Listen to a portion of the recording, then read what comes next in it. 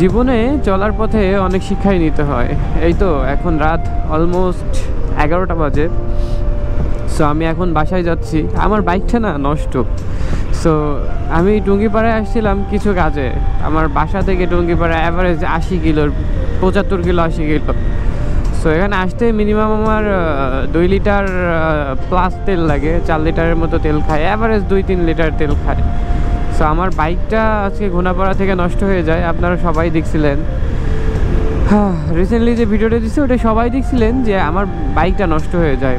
তো বাইকটার ভাল্ব নষ্ট হয়ে গেছে অ্যান্ড আমি মোটামুটি আর কি গাড়িটা চালানোর মতো করে বাসায় নিয়ে যাচ্ছি। আর সমস্যা যখন আসে না ভাই, চারিপাশ দিয়েই আসে। হ্যাঁ, আমি অনেক ধরনের সমস্যার ভিতরে আছি।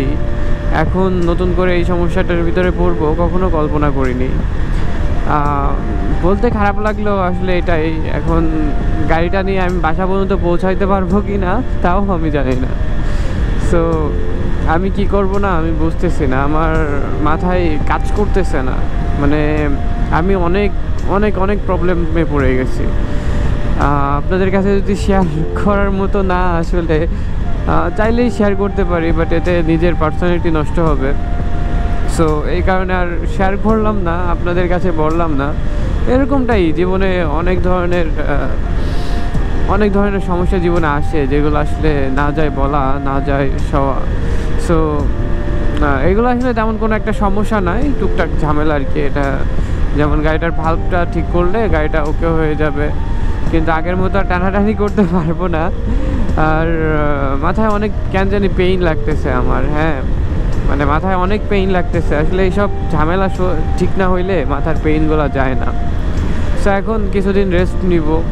স্টকে কিছু ভিডিও আছে, এগুলাই আপলোড করব।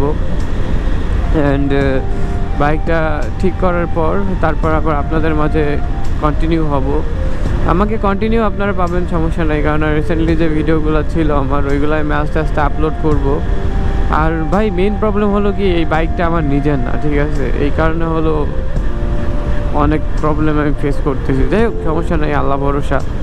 কিছু পেতে হলে কিছু হারাইতে হয়। আর এখন আছে আমি ঘোনাপাড়া। তো সবাই ভালো থাকবেন, সুস্থ থাকবেন।